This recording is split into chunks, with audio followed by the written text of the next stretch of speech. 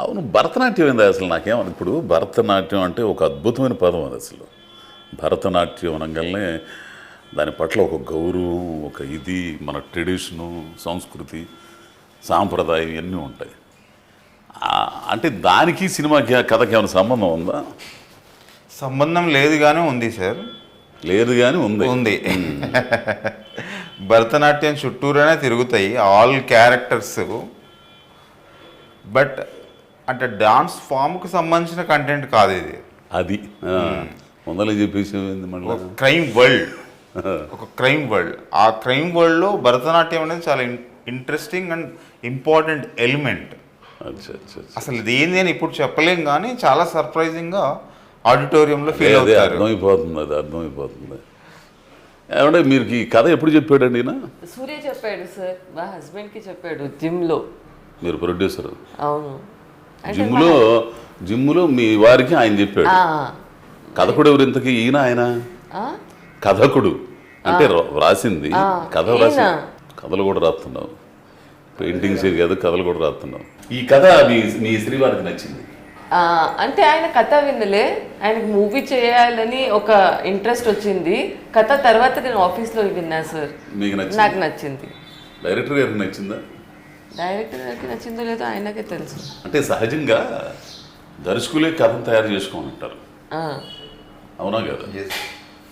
అతను అనుభవించింది, అతను ఏమనుకుంటున్నాడో అది గనక కెమెరాతో చూపించగలిగితే బాగా ఇదవుతాడు. కానీ అతని కథ నువ్వు దాన్ని దత్తత తీసుకొని నువ్వు చేయటువంటి మామూలు విషయం కాదు.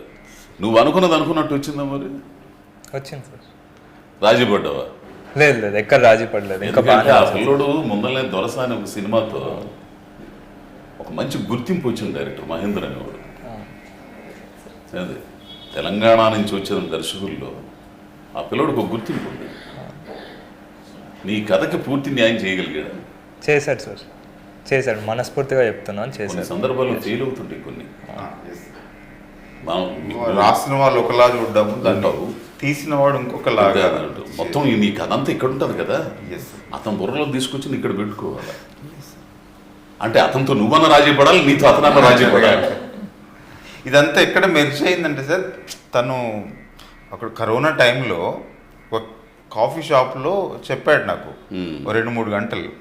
నేను ఆ టైంలో దొరసాని తర్వాత ఆ టైంలో ఒక క్రైమ్ వరల్డ్ రిలేటెడ్ ఆ ఆలోచనలు తిరుగుతున్నాయి గట్టిగా. అంటే నేను రెండో సినిమా సూర్య చెప్పకపోయినా వేరే ఏ కథ నేను క్రైమ్ డ్రామా లాంటి కథనే చేసేవాడిని. ఆ ఆలోచనలోనే ఉన్నాను. కొన్ని థ్రెడ్స్ కూడా ఫామ్ అవుతున్నాయి, ఒక ప్రాజెక్ట్ సెటప్ అవ్వబోతుంది. ఈలోగా కరోనా వచ్చింది, అందరు షట్ డౌన్ అయింది. అలాంటి టైంలోనే అన్న ఒక కథ చెప్తాను, మీ ఎక్స్పీరియన్స్ అంటే మీరేం చెప్తారో అన్నట్టుగానే పిలిచాడు. ఒక దగ్గర కూర్చున్నాం. అంతకంటే ముందు ధని అన్న ద్వారా తను తెలుసు. సో ముందు పరిచయం తెలుసు, ముందు నుంచి తెలుసు, 5-6 సంవత్సరాలుగా.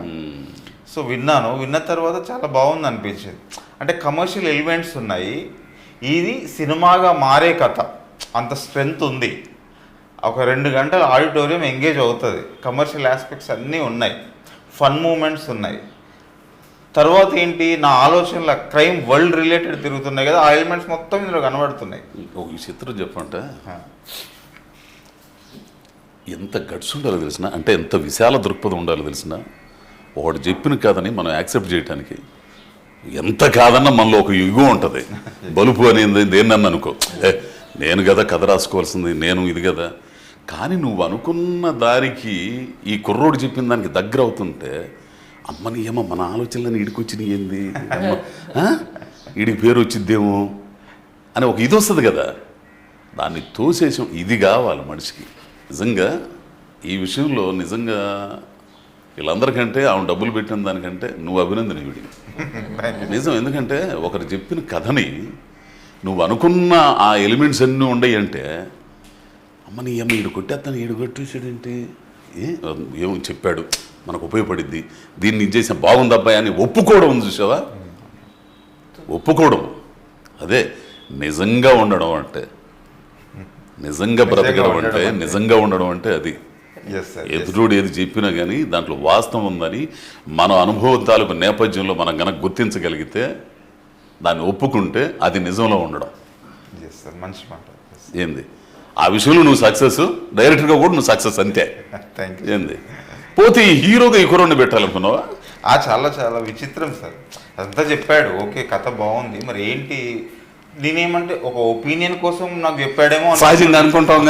అవునవును.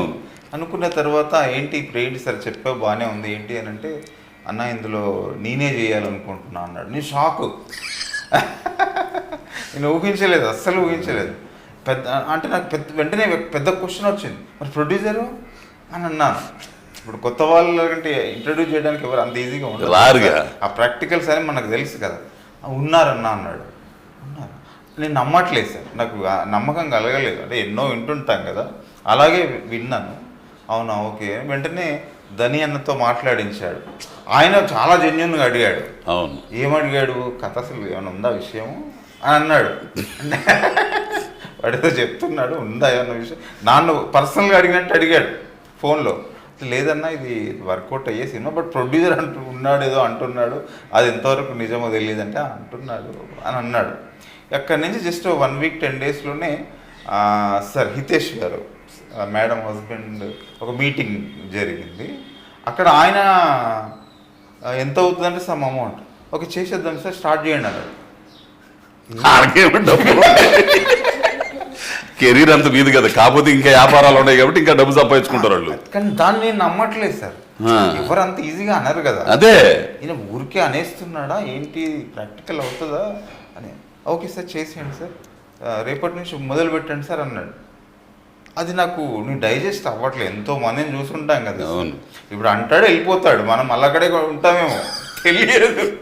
ఆ తర్వాత ప్రాక్టికల్స్ 1 by 1 జరుగుతూ వచ్చినాయి. ఇంకా ఒక 3 months మళ్ళీ స్క్రిప్ట్ మీద వర్క్ చేసాము.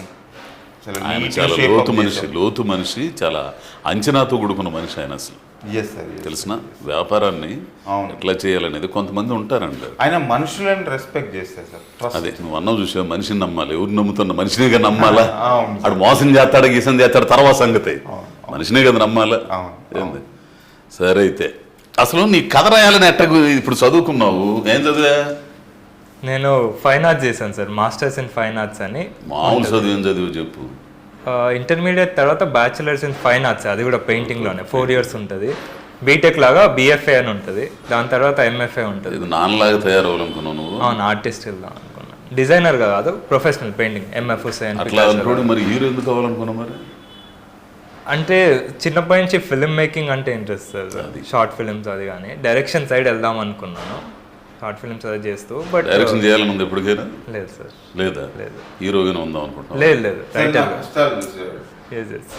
నా కష్టాలు చూసేసి డైరెక్టర్ అంటే మామూలుడు కాదు అసలు. తెలిసిన 24 క్రాఫ్ట్లు సమన్వయం చేసుకుంటా తను ఒక్కడు కన్న కళ. 24 క్రాఫ్ట్లు సమన్వయం చేసుకొని ఏంది 1 కోటి మంది తీసేయి, వాళ్ళు కాదు 1 లక్ష మంది తీసేయి, 1000 మంది అయినా డబ్బులు ఇచ్చి వాళ్ళ పనులు మానుకొని అట్లా చూడాలి, వాళ్ళ మెప్పించాలి. అంటే ఎంత వేదన చెందాలో తెలిసిన డైరెక్టర్ అనేవాడు కథనే. ఒక 6 పేజీల కథని 2 షాట్లు చెప్పగలిగిన ఇది ఉండాలి అక్కడ. డైరెక్షన్ అంటే మామూలుగా ఏదో మానిటర్ ఉందిలే, యాక్షన్ కట్ అని చెప్పితే సరిపోయి బొమ్మలు కనపడతాయి అన్నట్టు కెమెరా పెడితే బొమ్మ కనపడింది. ఎంత ఉండాలి. మంచి నిర్ణయం తీసుకున్నాం. సో నాన్నగారు ఇది బాగా ఉంది నీకు సపోర్టు కదా? బాగుంది సార్.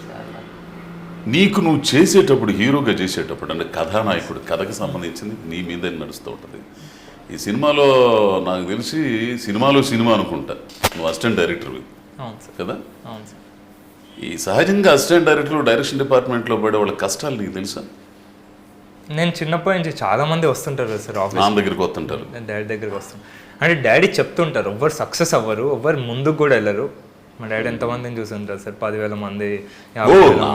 అనుభవం ముందు చాలా ఉంది. అట్లా ఎంతమంది ఉంటారు సార్? 50 మంది ఉంటారు ఇప్పుడు ఇండస్ట్రీలో, లేకపోతే అట్లీస్ట్ ముందుకు వెళ్ళి పేరు సాధించిన వాళ్ళు కానీ.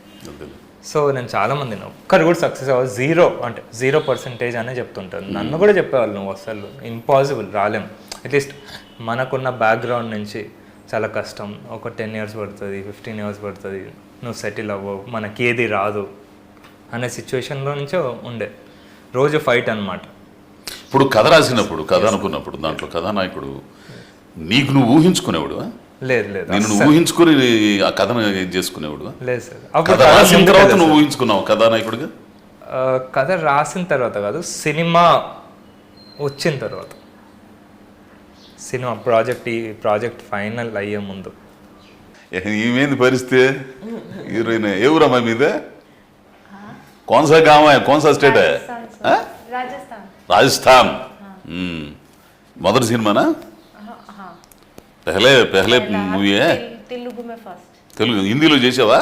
नहीं राजस्थान లో చేశాను. రాజస్థాన్లో సినిమాలు జరుగుతాయి అక్కడ?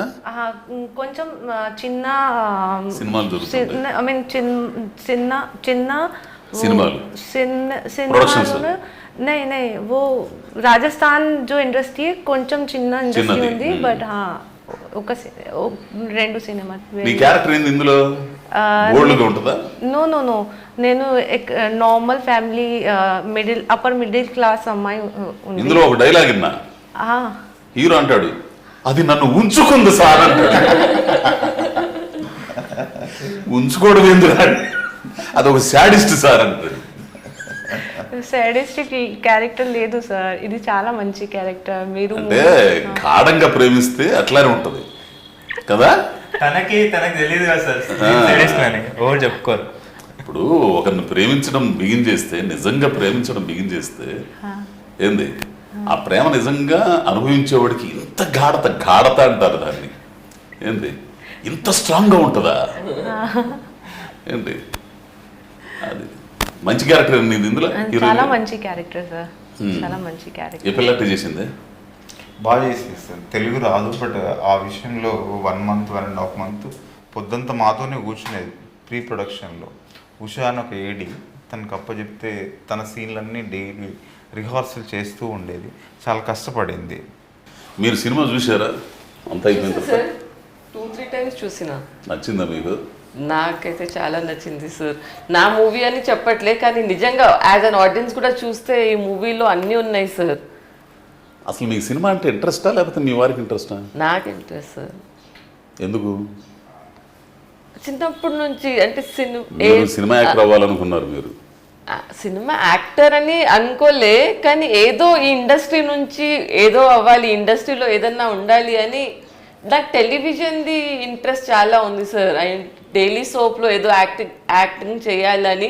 ఎందుకంటే మీ పర్సనాలిటీ, మీరు మీ ఆహారం చూసినా కానీ ఎవరైనా మిమ్మల్ని ఆర్టిస్ట్ అనుకుంటారు కానీ ప్రొడ్యూసర్ అవుతారు. ఏంది ఈ పిల్లోడు ప్రవర్తన ఎట్లుంది? డైరెక్టర్ గా మీకు నచ్చాడా?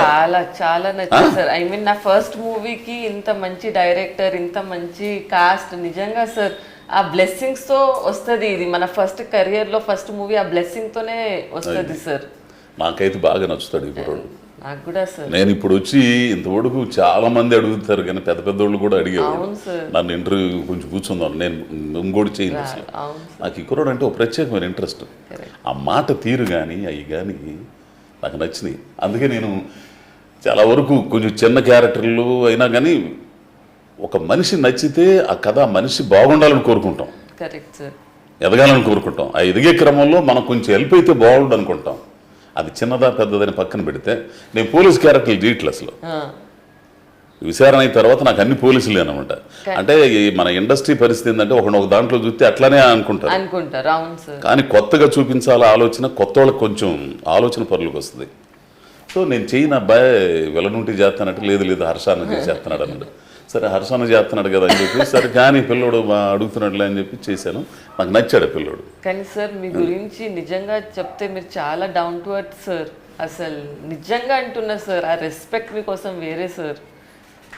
ఏం లేదండి, మీ పిక్చర్స్ మీరు చేసిన ఇప్పటి వరకు అది చూస్తే మీరు ఇలా కూర్చొని మాతో ఇంత మంచిగా మాట్లాడడమే మా కోసం చాలా నిజంగా లేదు. ఏమంటే ఫస్ట్ ఒకటి మనుషులు అండి, అందరం మనుషులు కాబట్టి ఆర్టిస్టులు అందరం ఒకే పడవలో ఉండం. ఏంది అందరం ఒకే పడవలో ప్రయాణం చేస్తున్నాం, ఒకే ఇండస్ట్రీలో ఉండం. చెయ్యాలా ముందుకెళ్తే. ఇప్పుడు ఈ కుర్రోడు సక్సెస్ అయ్యాడు అనుకోండి, ఇంకో 4 సినిమాలు తీస్తారు. మీరు సక్సెస్ అయ్యారు అనుకోండి, సినిమాలు తీస్తారు. దానివల్ల ఏంది ఇండస్ట్రీ బ్రతికిద్ది. కొన్ని వేల మంది ఉండారంటే కుటుంబాలు, టెక్నీషియన్స్, ఆర్టిస్టులు, జూనియర్ ఆర్టిస్టులు. ఇది ఒక పరిశ్రమ. ఈ పరిశ్రమను బతికించుకోవాల్సింది మనమే. నాకు ఒక మాట అడగాలని ఉందబ్బా నిన్న.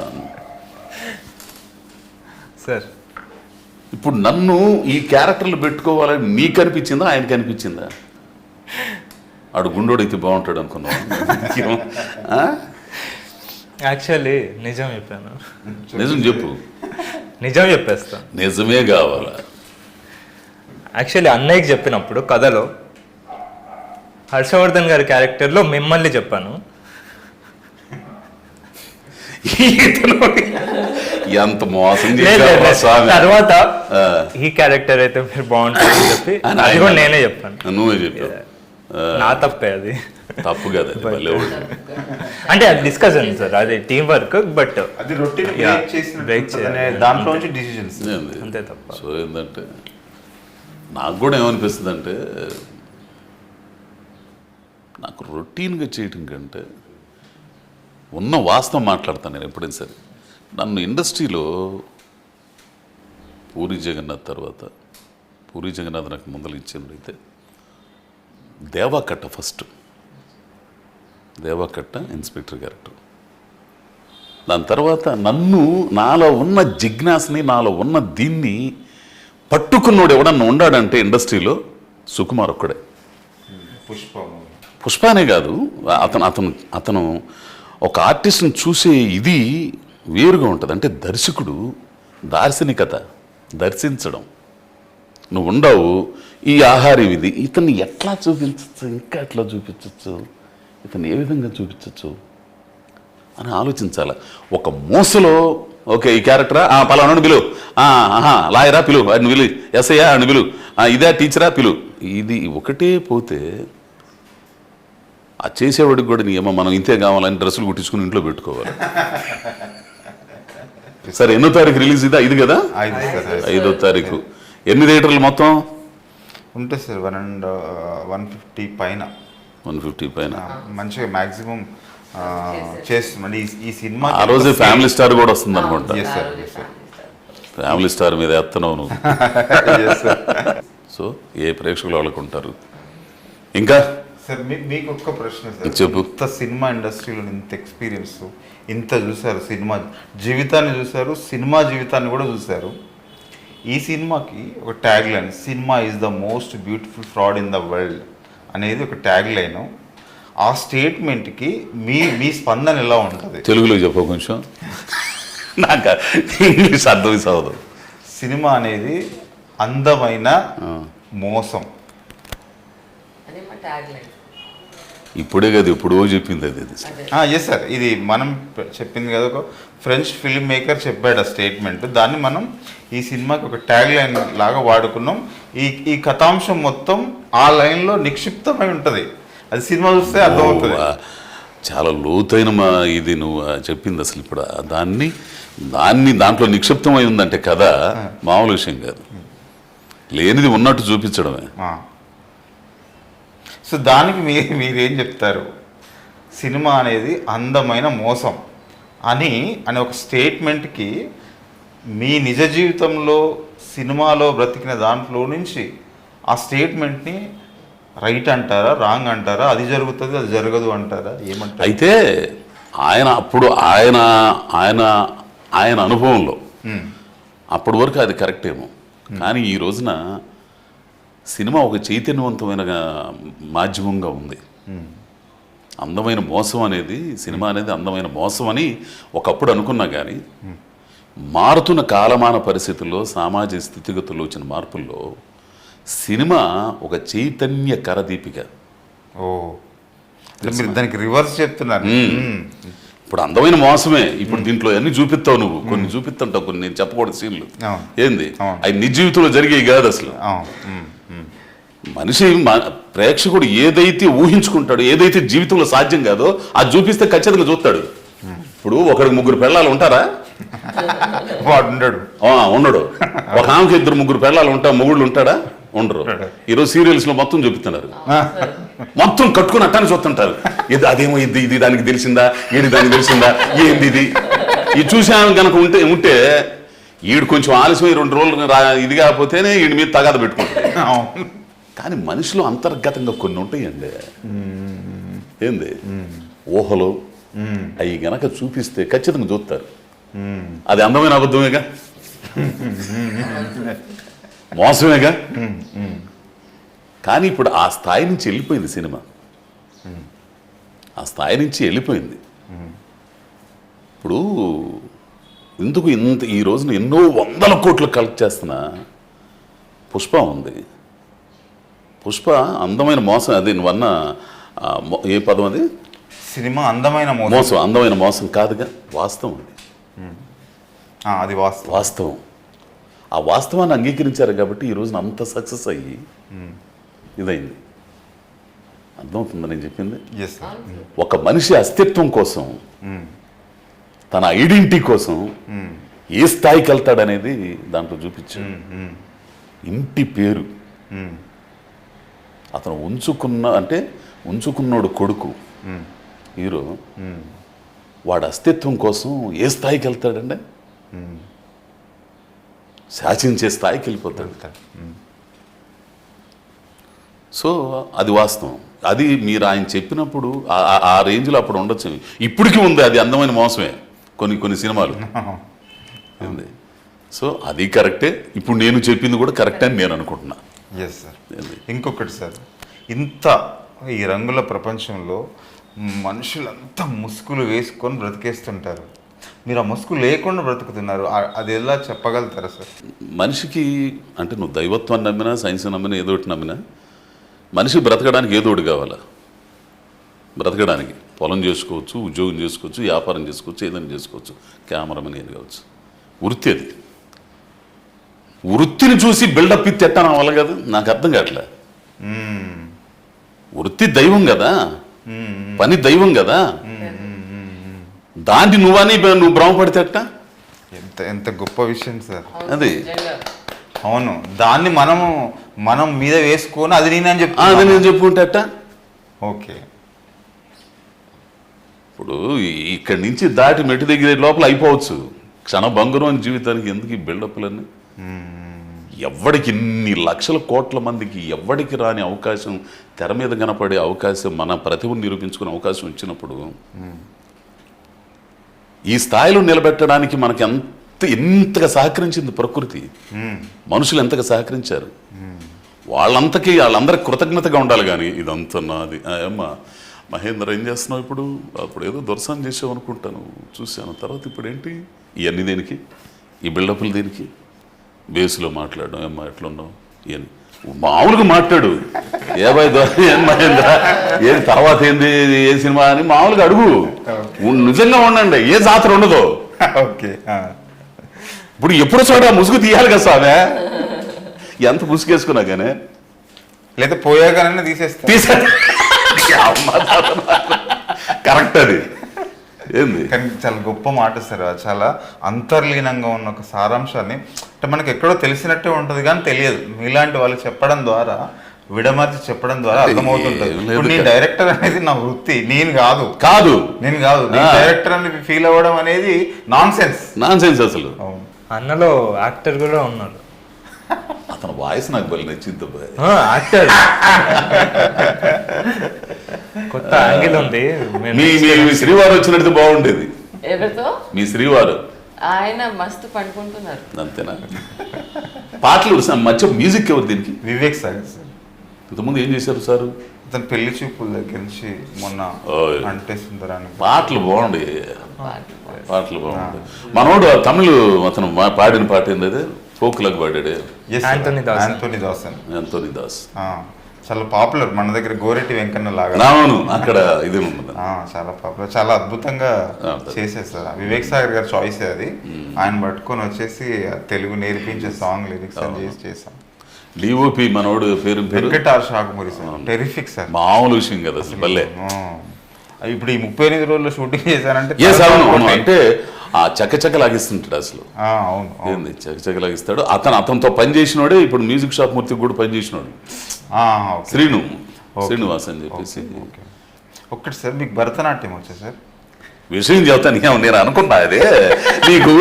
నేను స్కూల్లో చదివేటప్పుడు 7వ తరగతి 8వ తరగతి చదివేటప్పుడు అనుకుంటా, మా ఊళ్ళో దసరా ఉత్సవాలకి భరతనాట్యం వేసేవాళ్ళు గుళ్ళల్లో. నేను బాగా అట్రాక్ట్ అయ్యా. దాసరి కోమల గారు చెప్పి చీరాల్లో ఒక ఆవిడ ఉండేవారు, దాసరి కోమల గారు ఇది పేరుంది ఆవిడ నేర్పేదంట.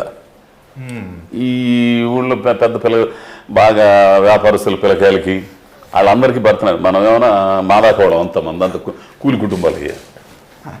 నాకు భలే కోరిక అసలు తెలుసా, భలే కోరిక భరతనాట్యం అనగల, కూచిపూడి భరతనాట్యం అవి చేయాలని భలే కోరిక ఉండేది. నేను దక్షిణామూర్తి అని మా ఫ్రెండ్ ఒకడు ఉండేవాడు, ఇప్పుడు కాలేజీ లెక్చరర్ వాడు. తర్వాత కొంతకాలం వాడు ఉద్యోగం వచ్చిన తర్వాత పోయి నేర్చుకున్నాడు కొంచెం. ఏంది నాకు భరతనాట్యం అసలు ఆ భంగిమ అంటే భరతనాట్యం వస్తే ఆ నాట్యం అనేది కనుక వస్తే కూచిపూడి కానీ భరతనాట్యం బాడీ ఫ్లెక్సిబుల్ అయింది, ఆంగికం, నీ ఫేస్ ఈ ఎక్స్ప్రెషన్స్ కానీ సర్వం మొత్తం అవయాలు మొత్తం అన్నిటితో నటించవచ్చు, అన్నీ మొత్తం నటించవచ్చు అనమాట. అటువంటి గొప్ప ఇది భరతనాట్యం. కానీ నా దురదృష్టం ఏందో మరి నేర్చుకోలేకపోయా. ఈ ప్రశ్న ఎందుకు అడిగానంటే స్క్రిప్ట్లో రాయలేదు మీ క్యారెక్టర్ ప్రకారం. ఇప్పుడు ట్రైలర్లో కూడా ఉంటుంది భరతనాట్యం స్టెప్ వేస్తారు, చాలా మంచిగా మీకు అది స్క్రిప్ట్లో లేదు, బట్ స్పాంటేనియస్గా మీరు అది చేశారు ఆ షాట్లో. నేను షాక్ అనమాట. మిమ్మల్ని అలా అసలు మీరు భరతనాట్యం స్టెప్ వేయించాలనేది థాటే ఉండదు కదా, మీరు చేయించడం అనేది ఒక ఎంత అద్భుతంగా లిఫ్ట్ అయింది. అయితే నేను తర్వాత ఉద్యమాల్లో పనిచేసేటప్పుడు, కమ్యూనిస్ట్ పార్టీ ఉద్యమాల్లో పనిచేసేటప్పుడు, కళారంగంలో పనిచేసేటప్పుడు పాటలకు డ్యాన్సులు కానీ నృత్యాలు కానీ అవి వీధి నృత్యాలు కాబట్టి బాగా చేసేవాడిని. అట్లా అయ్యో మీకు వస్తే 2 ముద్రలు మేము కూడా నేర్చుకుంటుండే. నెక్స్ట్ ఇంటర్వ్యూలో రావు కానీ బాగా ఎట్టకారం ఉంది నీ కాడ అసలు. అర్థమైందా? నువ్వు హీరోవి గుర్తుపెట్టుకో. చిన్న పిల్లని సార్ నువ్వు హీరోవా లేకపోతే నటుడు? ముందర అది చెప్పయ్యా, ముందర నాకు అది కావాలి. మంచి ప్రశ్న. హీరోవా నటుడువా? మనిషిని సార్. మనిషి మూతులు చెత్తగింది. మనుషులు కాకపోతే ఇక్కడ కూర్చొని మాట్లాడుకోం కానీ నన్ను పిలవ కానీ నువ్వు మనుషులు కాకపోతే ఏంది? నటుడు అవ్వాలనుకుంటున్నావా, హీరో అవ్వాలనుకుంటున్నావా ఈ సినిమా తర్వాత? యాక్టర్. సినిమాల్లో ఉందాం అనుకున్నా సార్. అది ఎలా సినిమాలోనే ఉంటావు ఎదురిగి, నేను కాదంటలే. నేను అడిగేదానికి దొంగ నా దగ్గర పెట్ట మాకు ఇట్లాంటివన్నీ. నన్ను తప్పించుకుంటా. నటుడు అవుతావా, నటుడుగా ఉండాలనుకుంటున్నావా, హీరోగా ఉండాలనుకుంటున్నావా? నటుడు సార్. సూపర్, ఖచ్చితంగా నిలబడతావు. Thank you sir. ఖచ్చితంగా నిలబడతావు. Thank you sir. నాన్నగారు వారసత్వం ధనుంజయ్ ధనే ఏటే. వీళ్ళ నాన్న ఫోన్ చేశాడు తెలుసు నాకు, అయ్యా అబ్బాయిని హీరో అని. అదొకటి నువ్వు వీళ్ళిద్దరే కారణం, ఈ పిల్లోడు కాదు అసలు. ఈ పిల్లోడు రాంగల షూటింగ్లు రాంగల వీడి దగ్గర ఎక్స్ట్రాలు చాలా ఉండి అని అనుకున్నాను నేను. కానీ నమ్రత ఉందిలే, ఆ నమ్రత అనేటువంటిది ఎప్పటికైనా గుర్తుపెట్టుకోబ్బాయి. మనల్ని కాపాడేది కానీ మనల్ని నిలబెట్టేది కానీ మన టాలెంట్ అనేది రెండోది. మన వ్యక్తిత్వం, మన నమ్రత ఉంటుంది చూసేవా, మన పద్ధతి ఇవన్నీ కూడా అది ముందర నిలబెట్టింది. తల్లిదండ్రులు చచ్చిపోయిన బతకచ్చు కానీ పరపతి వ్యక్తిత్వం చచ్చిపోతే బతకలేదు. ఎంత గొప్ప మాట ఏంది? అర్థమైందా? ఇంకేం సంగతులు? నువ్వు ఏం లేదు సార్. తెలుగు నేర్చుకుంటున్నావా? పాటలు నచ్చినాయా ఇందులో నీకు? పాటలు సాంగ్స్ బాగున్నాయా? సార్ చాలా బాగుంది. బాగున్నాయి. మీకు మీరు చూసారా? నేను చూడలే. నాకు ఏడ చూపిస్తాడు అసలు. నిన్న రాత్రి చూడడం తప్పితే. సాంగ్ లో ఇద్దరు రొమాన్స్ చేశారు. సిగ్గేస్తుందా? సిగ్గు శరం అన్ని ఇడిచిపెడితేనే ఇక్కడ ఉండాలా. అర్థమైందా? నెక్స్ట్ సినిమా ఏంది? మహేంద్రగిరి వారాహి. సూపర్, వారాహిలోనే పడ్డావు. ఓయ్, ఇంకెవరు ఇతను? ఎవరే అసలు? ఇతను భలే చేశాడు. ఇతను సలీం ఫేకు అని హైదరాబాద్ లోకల్ ఫిల్మ్స్ ఉంటాయి కదా సార్. ఇక్కడ మా వాడు ఉన్నాడంటే ఇక తిరుగులేదు అనుకో. పెద్ద క్యారెక్టర్ చాలా. హర్షాన్ ఉన్నాడంటే ఇది ఒకడు మా బ్రదర్ వంశీ. మంచిది, చాలా బాగుంటుంది సార్ ఆయన క్యారెక్టర్. వంశీది బాగుంటుంది, చాలా బాగుంటుంది. ఒక విచిత్రమైన క్యారెక్టర్గా కొన్నింటి భలే ఉంటాడు అసలు మనిషి. భలే ఎంచుకున్నావు, యాక్టర్ని కూడా బాగా ఎంచుకున్నావు. లొకేషన్స్ కూడా బాగున్నాయి. జనానికి ఈరోజు ఏం నచ్చుతుంది, ఏం జరుగుతుందో కూడా అర్థం కాదు. ఇప్పుడు నేను ఇన్ని సినిమాలు చేస్తున్నాను, మంగళవారం ఏడకు పోయినా సరే మంగళవారం 50 రూపాయల ఫిగరు ఏంది అదే గుర్తు పెట్టుకుంటారు చెప్తే పుష్ప ఇది 2 గుర్తు పెట్టుకుంటారు. అంటే జనాలకి ఏం కావాల్సి వస్తుంది అనేది కొన్ని సందర్భాలను మనం ఆలోచించుకుంటే అర్థమైపోయింది. మొన్న కాలేజ్ ఫంక్షన్కి వెళ్ళా, కుర్రోళ్ళందరూ కూడా 50 రూపాయల ఫిగర్ ఎవరు ఈ అమ్మ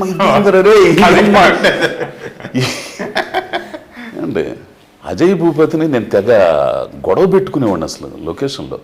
ఏంది అనవసరంగా తీసుకొచ్చావు నన్ను ఇక్కడికి, ఏదో చెత్తలో డైలాగులు అని చెప్తున్నాను. లేదండి మీరు చూడండి, సినిమా చూడండి, అయిన తర్వాత చూడండి అనేవాడు. మా ఇద్దరు కాంబినేషన్ నిలబెట్టింది ఫస్ట్ హాఫ్ మంగళవారంలో లక్ష్మణ్ గడిగిన. అవును సార్, అవును. అంటే దర్శకుడికి ఈరోజు ప్రేక్షకులకు ఏం కావాలి మామూలుగా అంటే కథని చెప్పే క్రమంలో క్యారెక్టర్లు వస్తే ఏంది కథలో భాగంగా క్యారెక్టర్లు రావాలి కానీ ఏంది కథ పోయి క్యారెక్టర్లు తగులుకోకూడదు. నిషీది అనో షార్ట్ ఫిలిం చేశాను సార్ నేను 2015లో. దానికి అమేజింగ్ రెస్పాన్స్ అనమాట. 18 దేశాల నుంచి 39 జాతీయ అంతర్జాతీయ అవార్డులు వచ్చినాయి. ఓడమ్మ బడవ బాబు నిషీది మీకు పంపిస్తాను చూడండి. ఒక 14 నిమిషాల చిన్న సినిమాని బ్లాక్ అండ్ వైట్లో తీశాను. ప్రపంచం అంతా చూసింది దాన్ని, అంత రికగ్నైజేషన్ వచ్చింది. దానివల్ల నాకు దొరసాని వచ్చింది. అది చూసి ఏదో ఉంటుందిరా బాబు మనుషులు కలెక్ట్ అవ్వడానికి అంతే. ఏమంటే భరతనాట్యం సక్సెస్ అవ్వాలి, మీకు కాసిన డబ్బులు రావాలి, ఏంది మళ్ళీ సినిమాలు తీయాలి, పరిశ్రమలంతా వర్ధిల్లేటట్టు చేయాలి. మహేంద్ర నెక్స్ట్ ఏంది మళ్ళీ ఒకటి ఉంటుంది సార్, క్రైమ్ డ్రామా. అంటే స్క్రిప్ట్ అయితే రెడీ ఉంది, ఇప్పుడు ప్రొడ్యూసర్ రావాలా, హీరో కావాలి. మేడం ఉన్నారు నాకు పిఆర్ ఫిలిమ్స్ ఇప్పుడు కుటుంబం ఆస్థాన అది. ఇంకా సినిమా గురించి ఏం చెప్పదలుచుకున్నాను నువ్వు? ప్రేక్షకులు ఏం చెప్పదలుచుకున్నావు చెప్పు, చూస్తుంటారు కదా. కొత్త వాడిని అని చూడకపోతే బాగా ఎంజాయ్ చేస్తారు సార్. నేను ఒక్కటే కాదు, నేను కథలో ఉంటాను, అన్ని క్యారెక్టర్స్ ఈక్వల్గానే ఉంటాయి అన్నమాట. కథలో నువ్వు ఉంటావా, నీలో కథ ఉంటుందా? కథలో నేను ఉంటాను సార్. అట్లయితే ఖచ్చితంగా చూస్తారు, ఫోన్ చేసుకుంటారు. సినిమా క్యా బోల్తా హై సినిమా వాస్తే చాలా మంచి సినిమా సార్. ఇది డైరెక్టర్, ప్రొడ్యూసర్, నాది అండ్ హీరోకి లైఫ్ ఉంది. భరతనాట్యం. వాళ్ళని ఏం అడుగుతున్నావు, ప్రేక్షకులు ఏం అడుగుతున్నా, చూడమని అడుగుతున్నావా? ఆడియన్స్ కు క్యా బోల్తా high? Please go and watch. I mean చాలా మంచి కాంటెంట్ ఉంది. Please go and watch. ఎన్నో తారీఖు? 5th April. ఇంకేం మహేందర్ ఏం చెప్తా అనుకున్నాం ప్రేక్షకులు? ఎస్ సార్, April 5th వస్తుంది.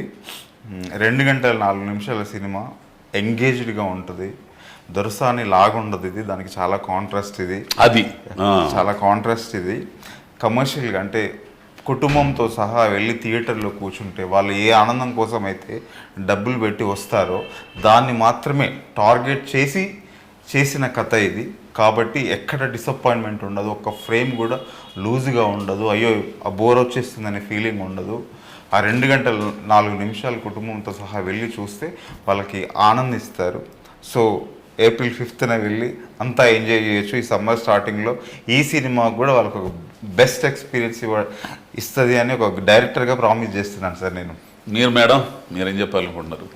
సార్ ఒక న్యూ ప్రొడ్యూసర్, న్యూ యాక్టర్స్ ఉన్నారు అని వదిలేసి ఆ థాట్కి వదిలేసి కంటెంట్ పైన ఫోకస్ చేసేసి ఒక ఛాన్స్ ఇస్తే మేబీ మేము ఇంకా మంచి మూవీస్ తీయచ్చు. ఆ ప్రయత్నంతో నేను రిక్వెస్ట్ చేస్తాను అందరికీ, ఈ మూవీ ఖచ్చితంగా 5th Aprilకి థియేటర్స్లో చూడండి. మా లాంటి వాళ్ళకి ఇంకా ఎంకరేజ్మెంట్ దొరుకుతుంది ఇంకా మంచి మూవీస్ చేయడానికి సార్. ప్రేక్షకులు ఉన్నతులమ్మ, ఏంది వాళ్ళు ఆలోచిస్తారు, కంటెంట్ కనుక ఉంటే ఖచ్చితంగా ఆదరిస్తారు. ఆ రకంగా ఆదరించాలని భరతనాట్యం సార్ చేయండి సార్. లాస్ట్ ఒక్కసారి నేనా? అవును సార్. భరతనాట్యం అద్భుతమైన టైటిల్ అబ్బా, భరతముని. ఆ టైటిల్ నిజంగా ఆ నాట్యాన్ని ఆస్వాదిస్తే ఎంత ఆనందంగా మనసులు ఉంటాయి. అట్లానే మీ సినిమా చూసి నాట్యం చేయకపోయినా కానీ మా నాట్యాన్ని ఆస్వాదిస్తే ఎంత ఆనందంగా ఉంటుందో, నవ్వుకుంటాము, ఎదుగుతాము. ఆ విధంగా సినిమా ఉండాలని కోరుకుంటూ ప్రేక్షకులందరూ కూడా 5వ తారీఖు రిలీజ్ అవుతుందండి. మంచి కంటెంట్ ఉన్న సినిమా, విషయం ఉన్న దర్శకుడు మావుడు మహేంద్ర, అట్లనే మా హీరో కథ మా హీరోది. ఖచ్చితంగా ఈ సినిమా మిమ్మల్ని అలరిస్తుందని మేము గట్టిగా నమ్మకంగా చెప్పగలం. కాబట్టి 5వ తారీఖు అందరు థియేటర్లకు వెళ్ళి ఈ సినిమాను చూసి ఆదరించవలసిందిగా కోరుకుంటున్నాను. థ్యాంక్ యూ అండి. Thank you sir. Thank you sir.